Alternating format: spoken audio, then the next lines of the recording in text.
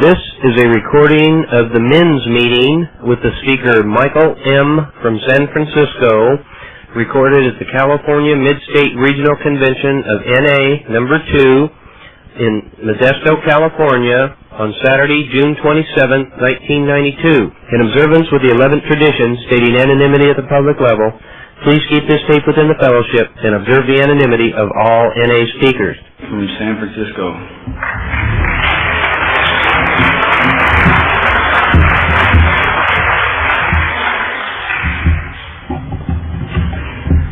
My name's Michael. I'm an addict. I gotta tell you, it's weird to have you all over there. I don't know who set this up.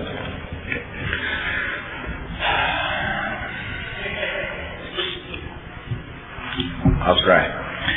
I gotta tell you, I'm nervous. You know, it's ridiculous to sit here or stand here and be nervous, I guess, with a room full of friends that I haven't met yet. I never felt like that was really true. I didn't come into Narcotics Anonymous thinking that men were my friends. If I had my choice, I would be sitting with the women, because that's where I always got along best. You know, what I've been about is not hanging out with the fellas. You know, it's doing what I got to do to get what I want. And you all didn't have what I want when I got here. You know, sometimes you still don't. Thank God. But most of the time you do. See, most of the time I realize that I need to have a relationship with men that is going to help save my life. And that's real uncomfortable. You know, it's real hard to develop that intimacy with men. And I guess that's why we have these meetings. And I think, you know, my higher power's got a real strange sense of humor, because I don't go to men's meetings. And this is the second convention I've been asked to speak at a men's meeting in the last 2 years. So I'm either supposed to get a message or I'm supposed to give a message. Either way is okay with me, you know, whatever happens. I guess I got to tell you a couple things about me. If they piss you off, oh well. If they don't, that's great. But this is who I am, and it's important for me to tell you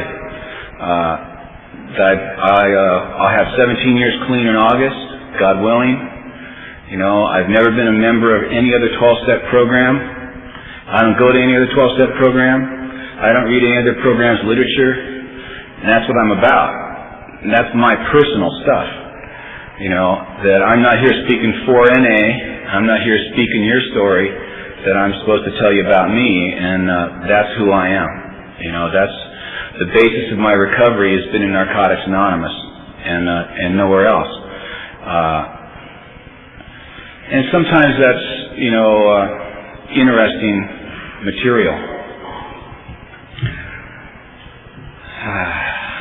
I don't know how long I can sit here with this jamoke in the front row here, my buddy, who's a hell of a good guy, and not laugh, because that's what we do best together, you know, is get in trouble. He's the king of the 13th step, and I've been taking lessons from him as long as I've known him.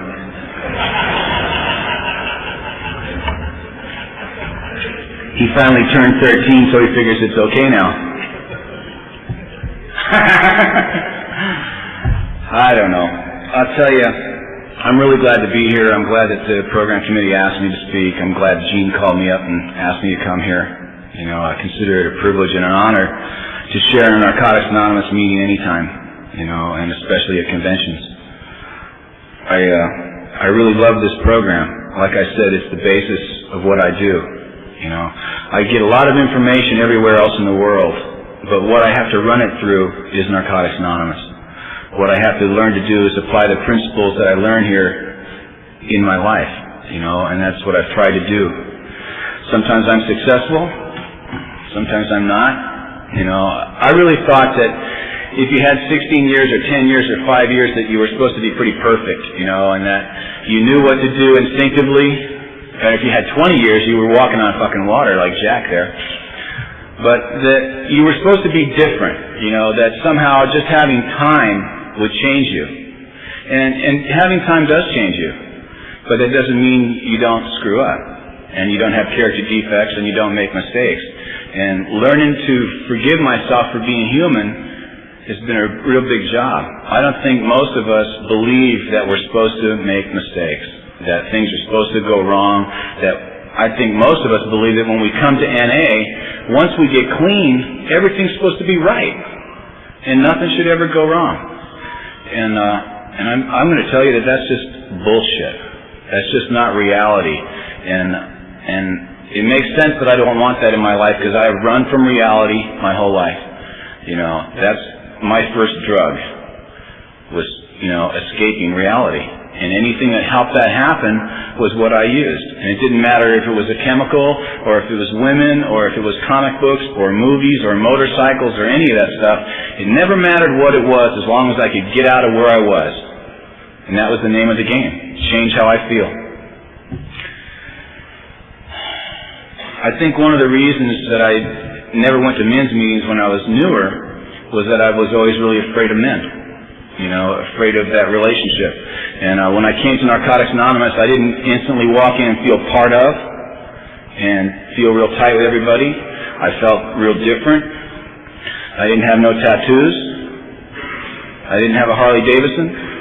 And I'd never done any time in the joint. And so I was sitting with a bunch of guys that had done all that stuff, and I felt immediately less than. Now that was a familiar feeling for me, because I had always felt less than, and I'd always felt not right. And I figured, since you'd done all this stuff, that I was once again inadequate, you know, that you were such a success, and, you know, having all this good shit happen in your life, you know, getting to go to San Quentin and Soledad and all these places that I'd never got to go. I mean, that's the perverted thinking of a drug addict, you know what I mean? I felt like I wasn't bad enough to belong to NA, you know. Thank God I learned I could stay here. You know, that I didn't have to be all those things, that I just had to be me and get honest about who that was.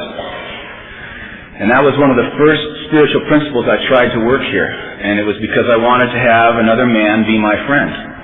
And I was in a recovery house, and there's always the dominant personality in any group, and here he was, and I wanted to be like one of the fellas. And so I would get in the bullshit sessions, and we were driving Cadillacs around the dormitory, you know, and selling kilos of dope, and, you know, doing time here, and doing women there, and, you know, all the stuff that you do when you're telling lies. And, Okay, keep talking. I will. I'll keep right at it while you do that. And this guy said to me that he would like to be my friend. He kind of pulled me off, you know. He said, you know, I'd really like to be your friend, but, man, you got to get honest. You know, it's like, oh, shit. You know, he knows. You know, I'm lying through my teeth, trying to be one of the fellas, you know. And that was the beginning of learning about that, you know. It's probably going to be the last thing I work on while I'm here, is being honest, you know. I'm not honest in all my affairs. I would never even try to tell you that I am, you know. I still have secrets. I still have things that I don't throw out on the table. I still have things that I'm not proud of, you know. What I learned was that I was human, you know, and that it was okay to be human. And, you know, I don't come from that point of view. I come from, you're a man, you're supposed to be right, you know. Oh, fuck. I'm just human, you know. It's like a softening of who I am to be able to be me, you know, to be able to let down the walls enough to just be me. And to come in here and talk in a men's meeting, hey man, and tell the truth. Not talk the long shit, you know, not tell you the stories, you know, just tell you who I am, you know. Like I said, I got clean in 1975 in Santa Rosa, California, and I was in a treatment center, and because I was such a good kid and learning about honesty, I got thrown out of that place, which was fine, you know. I got about 5 months in there and got thrown out, and that was great, you know. Before I came to Narcotics Anonymous, you know, I would have told you, hey Bob, that I was a heroin addict. you know. But it'd been real clear for me. I'm a heroin addict. That's who I am. I'm a junkie. And after I got here, I realized that it didn't really matter, you know, that what I used was what was in front of me. Preferably it was free, and preferably you had more of it, you know. That's all I really gave a shit about. It didn't matter what drug I put in my body, you know, and it hadn't for a long time. But I had that illusion, you know, that I was a particular kind of addict, you know. And when I got clean, it was like a lot of people didn't get welcomed in Narcotics Anonymous like they do today, you know. And so that if you weren't, you know, shooting speed or shooting heroin, you really were kind of like, what are you doing here, man? You know, maybe you should go use some more, you know, and you know, go turn into a real addict. And that's changed, you know. And I've been able to watch that change, because when I came in, it didn't feel like that, you know. When I came in, women didn't stay clean. People that didn't use needles didn't stick around very much, you know. And since then, it's changed a lot, you know. We've become a lot more of an inclusive fellowship. I think the longest identifiable feeling I ever have is, you know, of being not enough, being inadequate, of being basically wrong in any situation, feeling like I didn't quite have it, you know, all the way together, you know, and that somebody else probably had the answers, but I sure didn't, you know, and that on my own, I wasn't enough. And so what I always have done with that is overcompensate for it, you know. One, through being real aggressive about my opinion and stuff like that, and the other by being real laid back and acting cool. You know, if I can shut off all my feelings, you'll think I'm all right, you know. And I did that really well. I used to be one of the guys on the wall. The wall was a real safe place. You know, the back of the room was always where I sat. You know, I had a sponsor who told me I had to sit in the front of the room. You know, I had to come to meetings and sit in the front of the room, sit in the front row, and show up, you know, and shut up. That was really no fun, you know. But I believe in that today. I believe that when you come into a meeting, it's your first meeting, it's your first 20 meetings, it's your first 30 meetings, it's your first year, you probably don't know jack shit about recovery. You're not supposed to. But if you're like me, you think you're supposed to. You know? Hey, we're talking about the fifth step today. Now, I've never worked a fifth step. I'll share, you know. And then I go on and talk about all the shit I don't know nothing about, you know.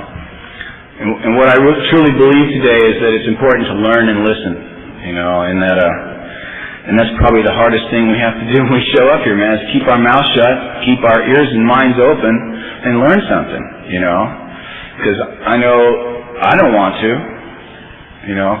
I want to have the right opinion. I want to be politically correct, you know. I want to be part of the mainstream movement, you know, and I don't want to make any enemies. I want everybody to like me. I want a lot of shit, you know. The reality of it is, what I really want is to stay clean, you know, and I think that somewhere inside I know that if I don't stay here, I won't. And so I'm willing to do about anything to stay here, you know. I haven't found anything that I won't do to stay in Narcotics Anonymous, you know. I've had to show up at meetings where I've been embarrassed. I've had to, you know, make big mistakes and, you know, screw up my life real big and basically let everybody know about it and still keep showing up, you know. What I learned was that nobody could take my seat away here except me. That I was my own worst enemy. You know, that left to my own devices, I would run myself out the door. If left to my disease, I would be gone. Because it tells me that I don't belong here. It tells me that y'all are taking my inventory. And y'all probably are taking my inventory. And so what? You know, when it's the other way around, I am. You know. So what? I take my inventory every day. You guys are welcome to it, you know. But I was really afraid of that kind of stuff, you know, of being judged, you know. And today I'm less afraid of it. That's all, you know. Like I started talking about earlier, I thought that when I had a certain amount of time clean, I should feel a certain way. I should have reached a certain pinnacle of recovery. I should only act correctly, you know, all that kind of stuff. And I was listening to Michael talk this morning, and I was just relating to how it is for me, man. And how it is for me is that I am just not perfect, man. I'm just not perfect, and it's okay for me to be that. You know, that the guarantee is not that I won't have problems in my life. The guarantee is that I don't have to use again. If I choose this way of life, I never have to use again. You know, that we guarantee you freedom from active addiction. We don't guarantee you're going to have everything you want. We don't guarantee you that there's not going to be pain in your life. We don't guarantee you that there's not going to be joy in your life. We guarantee that you can stay clean through all of that. You know, and the people that stand up here with any time and tell you that, that's the message, man. It's just like so simple. The message is that you can stay clean, no matter what. No matter what. You know, and before I came to NA, I couldn't stay clean, no matter what. You know what I mean? It took any excuse, got me loaded. You know, any excuse, and I was really willing to always blame it on you. If I had to be guilty about it, I wanted you to bear the guilt, you know. I was married, so that was easy. I had a willing accomplice in guilt, and I had a running partner the whole time I used, basically, and that's what our relationship was about. I was married to this woman for about 10 or 12 years, 10, I guess, and we had a couple kids, and we had a bunch of habits that we got together, you know. And we started off drinking beer out at the beach, and we ended up shooting dope in the garbage can. You know, that was the progression of our relationship. It went from one end to the other. You know, and thank God we're both still alive today. I guess that's a miracle. You know, so when I got here,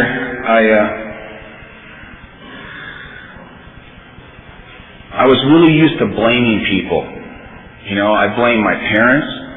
I blamed society, I blamed the schools, I blamed my wife. I had a real big resentment against my daughter because she came around at all.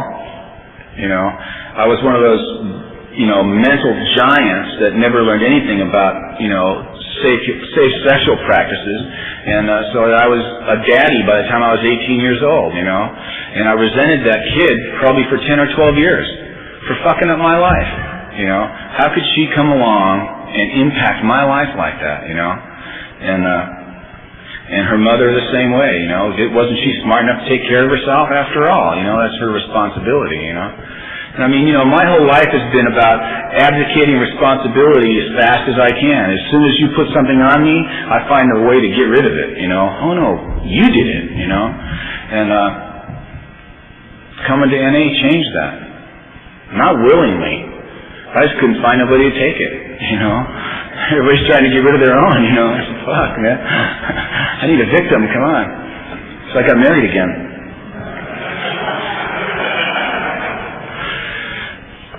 That's really the truth. That's not why I got married, but I did get married again. I had a couple years clean, I got married. I thought now that I could do this, you know. I had a little recovery under my belt. I'd had a sponsor for a while. I'd gone to meetings for a while. I'd worked some sort of a program, God knows what sort of a program, but some sort. And I figured, well, this is what you do. See, because that was the program I was working. The program I was working was Look Right.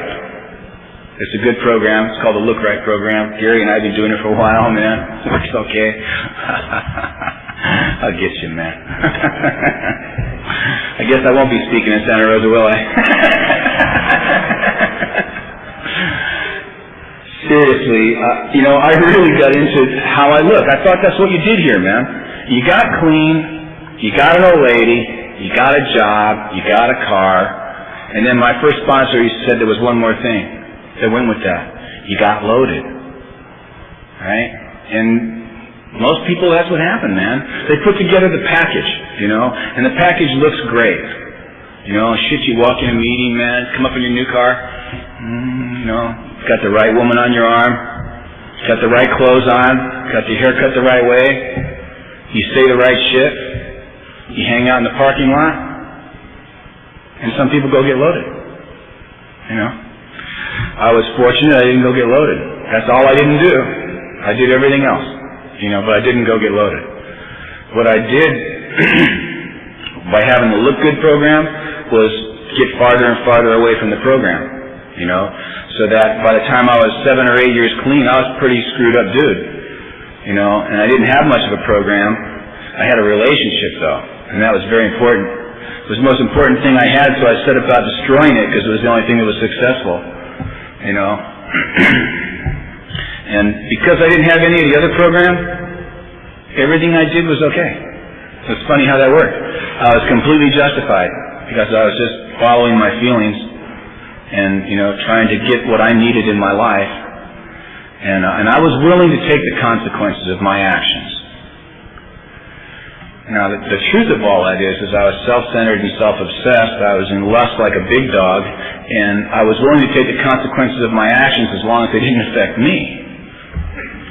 That meant if my wife got hurt, hey, she's a big girl, she has to deal with it. I'm dealing with my stuff.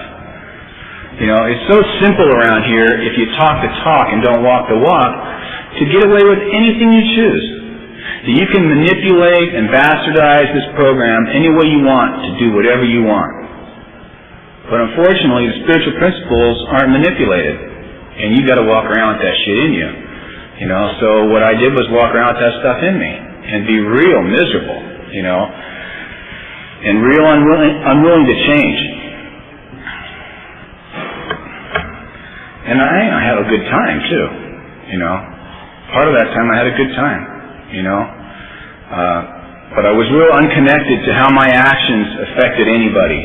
You know, by this time I had a wife and she had a daughter and we all lived together. We had a family. I had a job. I was responsible in my job. I was responsible in my community. And I didn't give a shit about none of that. What I really gave a shit about was getting what I wanted when I wanted it. You know? And if I got caught, when I used to say I would ride the beef, you know what I mean? Hey, you do the crime, you do the time. Well, my idea of doing the time was how can I get out of this? That comes first. Then if you really can't get out of it, you do the time, right? And so whenever I would get caught for shit, I would lie through my teeth. I would weasel and beg. I'd do whatever was necessary to save my status quo, you know, to keep what I had. Because what I had, all that material stuff, all that people stuff, was all I had, you know. The recovery that I had was based on that shit. And so I was like pretty empty. And I think the most important part about that was that I was afraid and unwilling to tell you that. So that's the bad part about it. It isn't so bad that I even did it. It's that I was unwilling to share it with anybody. You know, I was afraid that if I'd done this stuff, I couldn't be here anymore. So I just kept it. Finally, that didn't work anymore. You know, and I had one guy that I kept in confidence with, you know, and I started sharing that stuff with him, and things started changing. You know, I started working some steps on it, started coming back to meetings, started having a real program. You know, it had been a lot of years since I had a real program. You know, it's so simple here to get caught up in a lifestyle and to go through the motions. You know, and so it turned my day, the best that it was I would get up in the morning on a really good day, man. And I'm one of those clean fanatics, you know, that the first thing I do in the day is take a shower because that's how it gets right. And I would stand in the shower, man, and on a great day, the best, I would go, thanks God for keeping me clean. You know, like I'm some fucking piece of work, you know, that he should be proud of keeping me clean, you know. And that was as good as it got, man. So that I was pretty much the things that I came in here. I was pretty much just like I came in, man. I was spiritually, emotionally, and physically bankrupt. And I just didn't have shit going. And that got old. I got tired. I finally surrendered.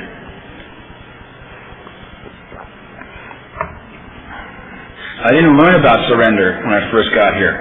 See, because I thought this was a program about drugs. Even though it doesn't say that in the steps anywhere, that this is about drugs, I thought that this was about drugs. That if I stopped using, I had gotten recovery. What I believe today is that when I stopped using, I get to the first step.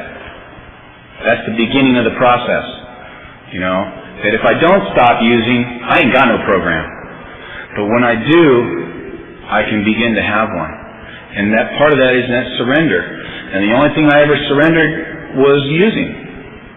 You know, I thought that I was supposed to take care of all the other stuff, that I was supposed to control everything else, you know. And so until I was about 10 years clean, I never turned my will and my life over to my higher power completely. I really believe that this is God's work and this is Michael's work, and the two should never really meet, you know, because then I would be out of control.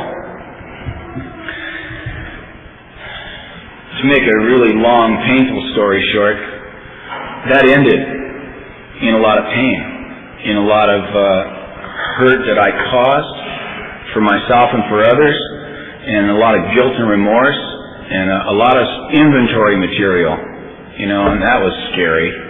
That I was going to write this stuff down and share it with somebody was really scary, you know.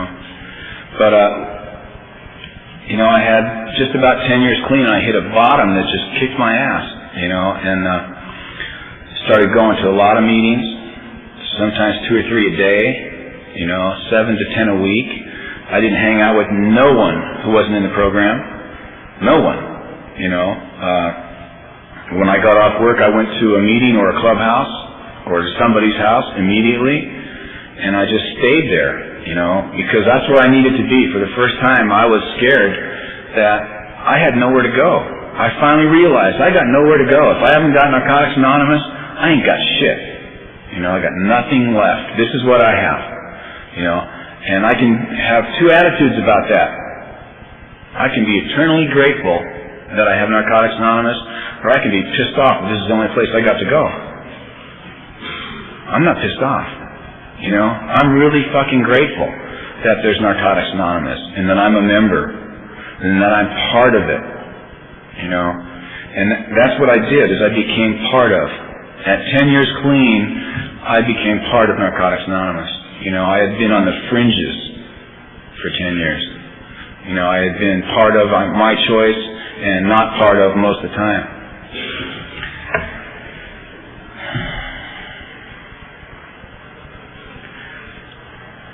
So Gary and I went on the road. No. Gary and I got divorced about the same time. It was a horrible time for all the women in the town we lived in. But we did our best to stay clean through it. So did most of them.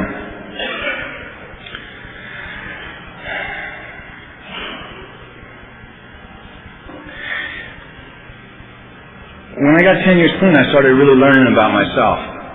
Because I started dealing with the stuff that I'd been unwilling to deal with the whole time I'd been clean. You know, I started dealing with my sexual obsession. I started dealing with my feelings of fear and inadequacy and insecurity and all that stuff that I just kind of put over there, you know. That ain't about shit, and if you talk about it, you're wrong. You know. I didn't go to many meetings the first 10 years I was clean and hear guys talking about, geez, I'm really looking for an intimate relationship with my sponsor, or any other man for that matter. You know, I didn't hear about, I'm having a lot of feelings about this stuff, I don't know what to do about it. It was about, yeah, man, I'm really grateful. I'm glad I'm in NA.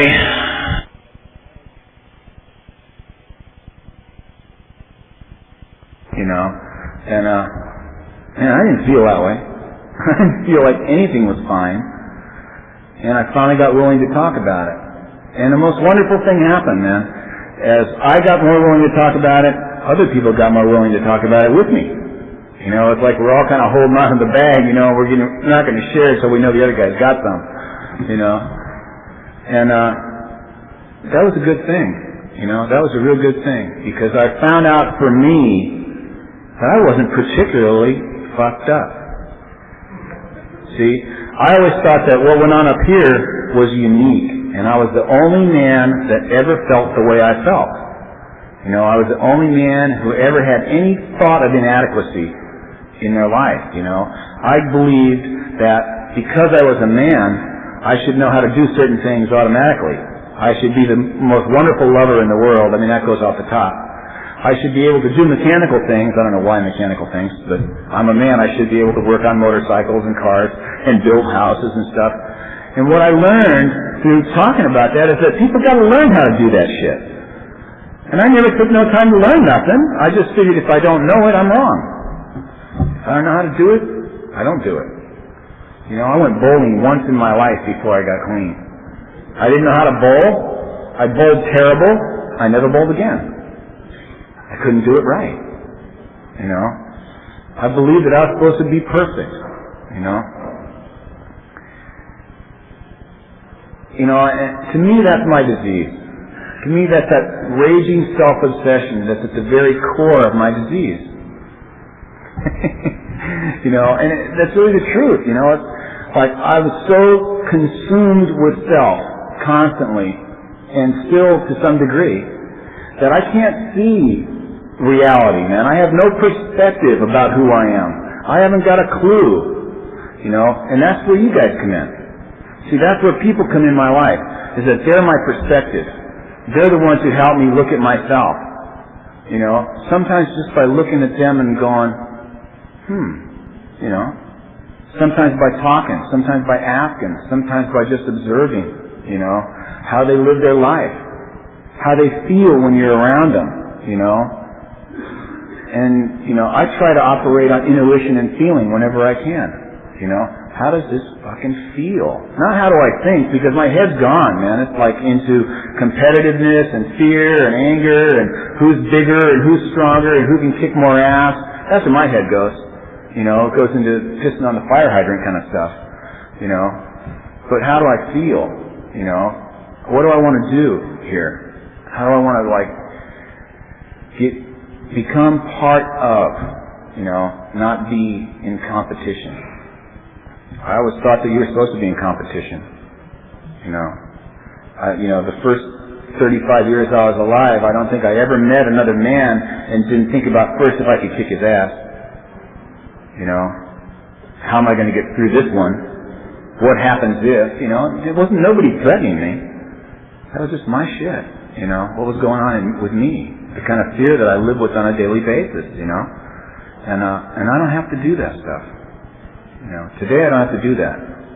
I still do sometimes, but I'm not consumed like I was, And, I managed to learn in that process of creating some relationships with men that I could create some relationships with women that weren't based on what they'd always been based on, that were different, that were intimate and not physical. That's new. Because I was always the opposite. I don't want nothing to do with your head, man. Please don't talk to me.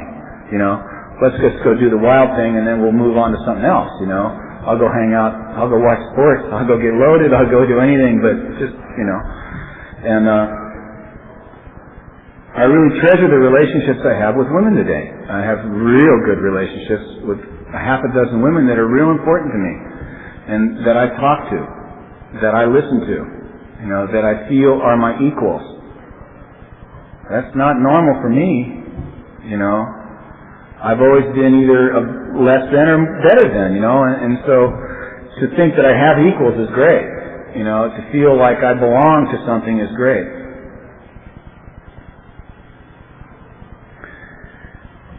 I keep talking about results, but the way that happened was through the steps. The way that happened was getting involved with a sponsor.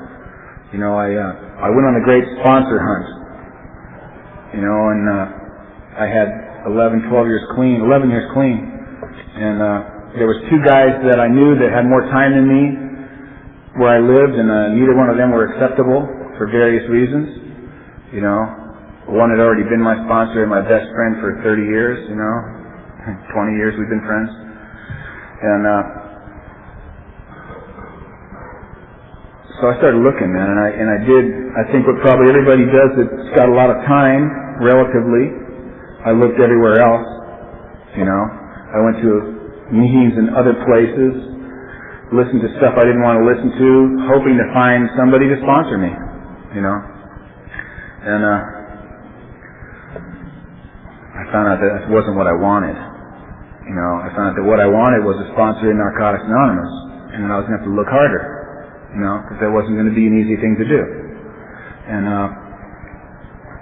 in that process, I did ask a guy to sponsor me, and he had a lot of time, and we just couldn't get together. You know, sometimes it don't click. It just don't happen. You know, you make appointments and they get broken, and you can't be there and he can, and just all that shit happens. But I'd asked somebody, which was a big step. You know, just asking somebody to sponsor me was like, wow, I got a sponsor now. Wow, you know, I can start, you know. And I went to the London World Convention, and I met a guy there, and I didn't even know this guy was in the program, I swear to God. He was straight looking, you know, he smoked this big long cigar, man, he had short hair, and he had a New York accent, and diamond rings and shit, you know, and I was going, who the hell is this guy, you know? I thought maybe he was a non-addict visitor, you know. I've told him this, so I don't feel bad about it. And I found out he was an addict, you know, and we talked and shared a little bit, and then I ran into him about a year later at the 5 years ago at this coming World Convention. I asked this guy to sponsor me. And so I had a sponsor for 5 years. Now that's unheard of for me, you know. I never had a sponsor for 5 years. You know, I had a sponsor to get clean, and I dicked around. This guy is a temporary sponsor, and that guy is a temporary sponsor. But I'd had a sponsor for 5 years, and we worked the steps together, you know, consistently, in a row, you know. The ones that we have here, see right here, these ones that say we. Every one of them says we. It's a funny thing, you know. And they don't talk about substances, you know. They talk about the disease of addiction. And that's what I had to learn about. See, because I got over the drug shit. The drug shit was easy. But I'm 11, 12 years clean, and I'm having a problem living my life. You know? Because I have a disease of addiction. You know? And the way that manifests is every other way possible. You know? If it feels good, I'll do it twice. If it feels good twice, I'll do it 3 times. I'll keep doing it till it don't feel good no more. Then I'll do it until it hurts. You know? That's addiction. Didn't matter what it was I was using. Didn't matter whether it was women or work or guns or motorcycles or cutting firewood or whatever obsession I've gotten into, and believe me, I've gotten into some stupid ones. Tropical fish was good, you know.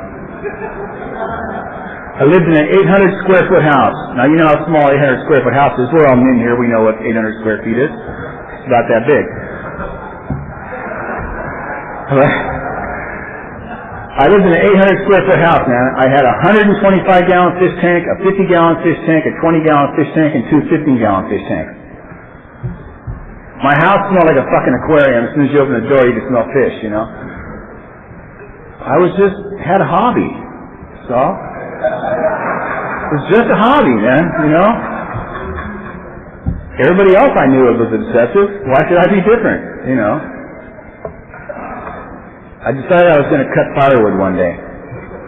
A year later, I had a 4-wheel drive truck, 3 chainsaws, a come-along 2 winches, mauls, stacked of wood in my backyard, a thriving wood business. I'm not obsessive. I'm just trying to make a living. I just changed that. It doesn't matter what it is, you know what I mean? When I got single, it became women, you know. When that didn't work anymore, it became time for bottom. There was nothing left, you know. I didn't want to raise any more fish. And I didn't want to raise any more daughters. And that's what I was doing. Scary thing, man, to date somebody the same age as your kids. Oh well. But I know I really hit a bottom around that shit. And so the last time I worked the steps with my sponsor, as a matter of fact, we were like in the process. And I thought you could get through this shit quick, you know what I mean? I don't know if you guys wanted to get done fast and move on with your life, but I did. I said, well, shit, you know, I'll give it a year. 12 months, man, 12 steps, 12 months, no problem. Should work for me. It's been 5 years, and we're beating 7 to death right now, you know. We're really thrashing it hard, and I'm real unwilling, you know. That's what I've gotten to face this year. I'm totally unwilling right now, you know. I have to force myself to do everything, you know. I listened to Michael talk this morning about a crisis of faith, and I wanted to not identify, you know what I mean? I wanted to not understand. I wanted to not feel empathy. But the reality of it is that I have that in my life, you know. I'm unwilling right now. And my sponsor gave me some direction a couple months ago, or a month and a half ago. He said, here's what you need to do. You got two choices. My sponsor always gives me choices. He says, well, you could go to therapy. He knows I fucking won't go. He says, you can go to therapy. I'm already bristling. He said, or if you really wanted to work hard, try to work hard, you could come up with some of the things that are wrong in your life, and you could ask your higher power for some, you know, to reveal some stuff, and then you could write about it every day. And then you could call me once a week and share it with me every week. I said, I can do that. I told this guy 5 years ago I was willing, see, so I always say, yeah, I can do that. He ain't got a piece of paper from me yet. You know, that's how willing I am. You know, it's like, oh, shit. Well, I'm busy. You know, I'm really busy right now. I ain't got time to write, you know, I'm doing service, that's a good thing. Doing a lot of service, that's good. And I'm reading all these novels, that's right up there in the important level, you know. I know when I'm in denial, man. I know when I'm trying to avoid the reality of my life. I read about 6 novels a week and play computer games a lot. And I tend to want to jack off, you know, like that's like, this is safe, this will work, you know, anything to avoid how I feel, you know.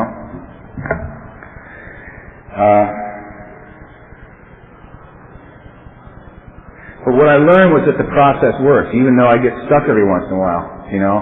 I had a real hard time writing a 4-step around that stuff. I had a real hard time telling the truth about how I act out sexually in recovery. You know, I had a real hard time telling the truth about my financial fear that I live with on a daily basis and what a mess at that time I had made of my life. You know, I was looking at 13 years clean. I'm ready to go bankrupt, man. Now, you know, people don't talk about that in meetings very much. It's fucking embarrassing. You know? But through a series of circumstances that some of were within my power and some were without, I ended up bankrupt. You know? And I don't like to talk about it. But that's life. See, that's what happens. And the promise was, remember the promise? Was that I never had to use again, no matter what. You know, that's the promise. And so, like, shit happens in my life, man. You know, I've been divorced twice in recovery. You know, I've been in several relationships that have been painful. You know, my father died. That was real hard, man. I've got a son who's an addict. That was real hard. Shit happens, man. You know, life continues to affect us. The deal is I don't get loaded. Then I'm present. Then I can deal with it as it comes at me in the best way that I can. Over the years it's gotten better because I ask other people for help. That's a whole new thing. Wow, you mean I can share this with you and I might feel better? Wow. You know, I mean, I heard that thing when I first got here, you know, sorrow shared is, you know, cut in half, and, you know, joy shared is double. Well, fuck you. You know, give me a break, man. I ain't telling nobody nothing. I'm going to show up, and I'm going to put a smile on my face and act like everything's okay. They told me to act as if. I figured that was good. That works. Act as if. I'll show up, man.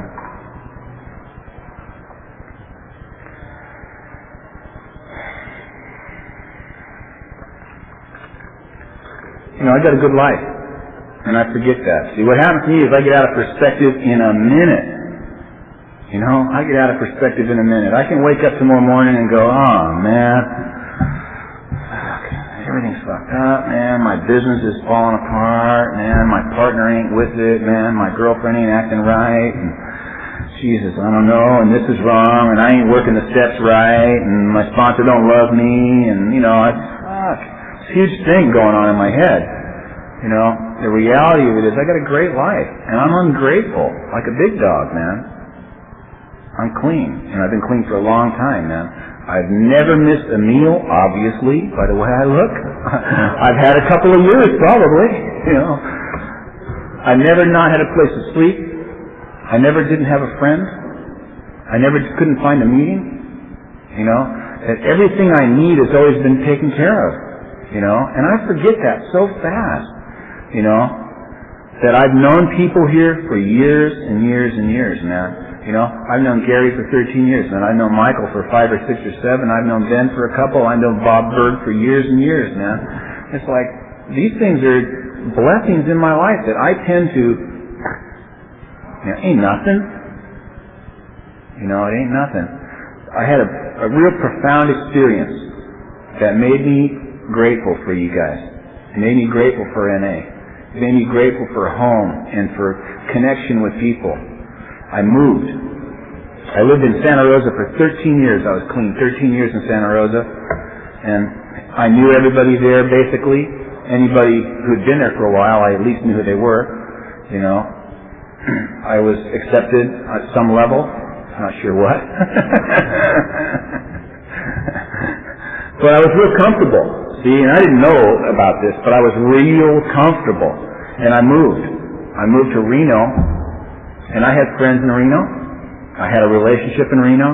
I had a home in Reno. I knew where all the meetings were. I got tremendous respect from the people there. I was treated very well. I hated it, man.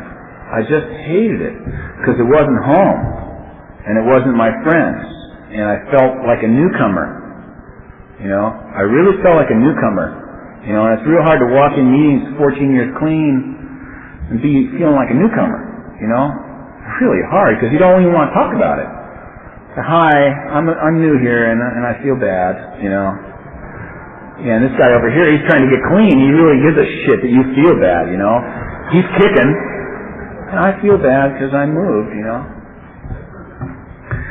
so to top it off, I moved again. You know, I moved to San Francisco for all the right reasons.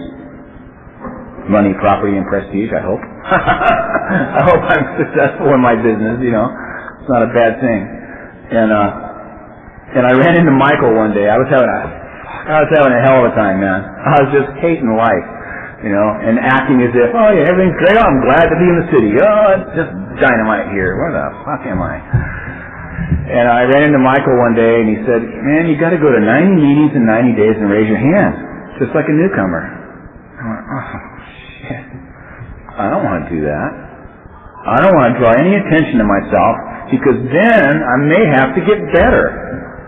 You know, if I can go in the back of the room, come to the meeting late, leave the meeting early, not talk to nobody, not get any phone numbers, let alone give my phone number to anybody, you know, not acknowledge that I'm new in town, just like I'm anybody who might wander into a meeting, then I'm safe. I don't have to be vulnerable. I don't have to feel how I feel. You know? I tried to take his advice, but it was almost impossible. You know, it's like, yeah, okay, I'm new. You know, and but I did the next best thing. See, there's always two ways to do things. I got in service. See, because for me, service has been where I meet people who care about NA, who believe in Narcotics Anonymous like I do, you know, that really want this program to succeed and want to be successes in it, you know, and so they're willing to put something back. And I believe in that. I believe that I'm supposed to give back. So I went to an ASC meeting, and I went, oh my God. And I thought, this is great. These people are just as fucking crazy as I am. We're going to rock and roll. We're going to have a little fun. You know? So the next thing I know, I'm a GSR. The next thing I know, I'm an ASR. The next thing I know, I'm an RSR. Here I am. You know? That's how it works. You know? And I wouldn't change any of that. You know? Most of the time, I don't feel like I'm supposed to give a lot back. You know, I kind of forget about that. But when it comes to doing service and it comes to people asking me to do stuff, I don't ever say no. If I can possibly do it, I do it. You know? I really feel like I got a debt that I can't repay. You know, that I have a responsibility to see that there's a meeting in place somewhere for that guy that walks in, feeling like I did, feeling like he doesn't belong, feeling like he doesn't fit, you know, and that I'm supposed to be there. You know, I got a home group. I go to that home group every single week that I'm in town. I never miss it. If I'm in town, I go there. You know, it's the most important meeting in my life. I think it's the best home group in the world, and that's why I keep going. You know, I heard somebody say, if you don't think it's the best home group in the world, get a new one. You know, I like my home group. You know, it's been a place where I get to connect with people. You know, and I'm really grateful. I'm grateful to be clean. I'm grateful to be here, and I'm really grateful to be done. Thank you.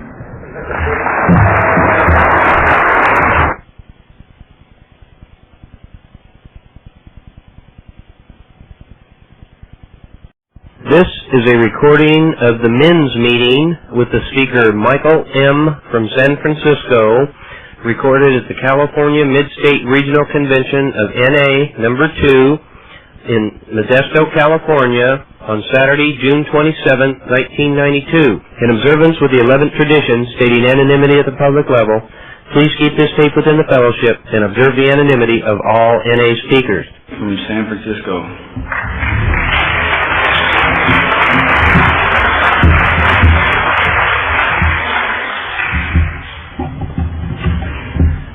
My name's Michael. I'm an addict. I gotta tell you, it's weird to have you all over there.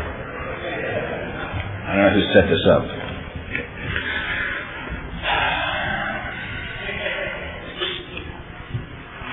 I'll try.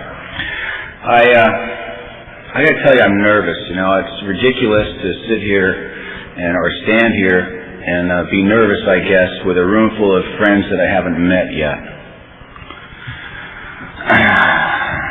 I've never felt like that was really true. I didn't come into Narcotics Anonymous thinking that men were my friends. If I had my choice, I would be sitting with the women, because that's where I always got along best. You know, what I've been about is not hanging out with the fellas. You know, it's doing what I got to do to get what I want. And you all didn't have what I want when I got here. You know, sometimes you still don't. Thank God. But most of the time you do. See, most of the time I realize that I need to have a relationship with men that is going to help save my life. And that's real uncomfortable. You know, it's real hard to develop that intimacy with men. And I guess that's why we have these meetings. And I think, you know, my higher power's got a real strange sense of humor, because I don't go to men's meetings. And this is the second convention I've been asked to speak at a men's meeting in the last 2 years. So I'm either supposed to get a message or I'm supposed to give a message. Either way is okay with me, you know, whatever happens.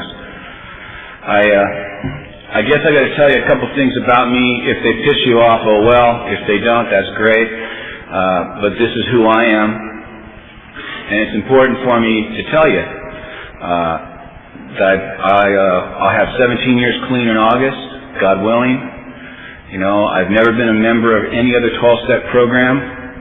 I don't go to any other 12-step program. I don't read any other program's literature, and that's what I'm about. And that's my personal stuff. You know, that I'm not here speaking for NA. I'm not here speaking your story. That I'm supposed to tell you about me, and that's who I am. You know, that's the basis of my recovery has been in Narcotics Anonymous, and nowhere else. And sometimes that's, you know, interesting material. I don't know how long I can sit here with this jamoke in the front row here, my buddy, who's a hell of a good guy. And not laugh, because that's what we do best together, you know, is get in trouble. He's the king of the 13th step, and I've been taking lessons from him as long as I've known him.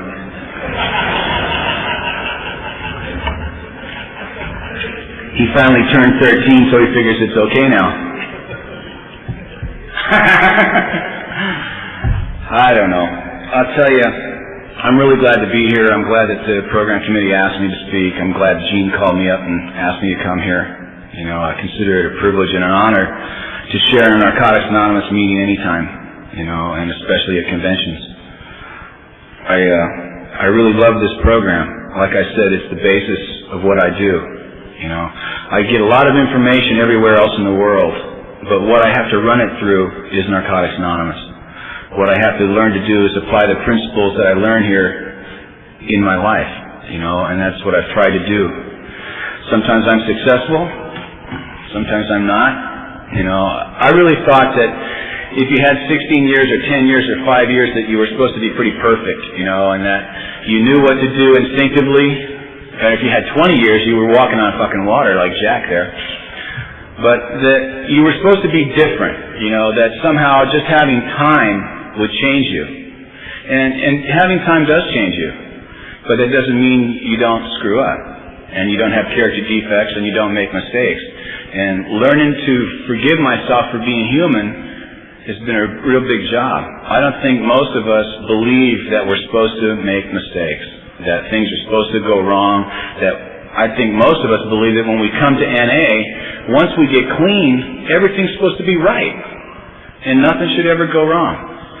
And I'm going to tell you that that's just bullshit. That's just not reality. And it makes sense that I don't want that in my life because I've run from reality my whole life. You know, that's my first drug was, you know, escaping reality. And anything that helped that happen was what I used. And it didn't matter if it was a chemical, or if it was women, or if it was comic books, or movies, or motorcycles, or any of that stuff. It never mattered what it was as long as I could get out of where I was. And that was the name of the game. Change how I feel. I think one of the reasons that I never went to men's meetings when I was newer was that I was always really afraid of men. You know, afraid of that relationship. And when I came to Narcotics Anonymous, I didn't instantly walk in and feel part of and feel real tight with everybody. I felt real different. I didn't have no tattoos. I didn't have a Harley Davidson. And I'd never done any time in the joint. And so I was sitting with a bunch of guys that had done all that stuff, and I felt immediately less than. Now that was a familiar feeling for me, because I had always felt less than, and I'd always felt not right. And I figured since you'd done all this stuff, that I was once again inadequate, you know, that you were such a success, and, you know, having all this good shit happen in your life, you know, getting to go to San Quentin and Soledad and all these places that I never got to go. I mean, that's the perverted thinking of a drug addict, you know what I mean? I felt like I wasn't bad enough to belong to NA, you know. Thank God I learned I could stay here. You know, that I didn't have to be all those things, that I just had to be me and get honest about who that was. And that was one of the first spiritual principles I tried to work here. And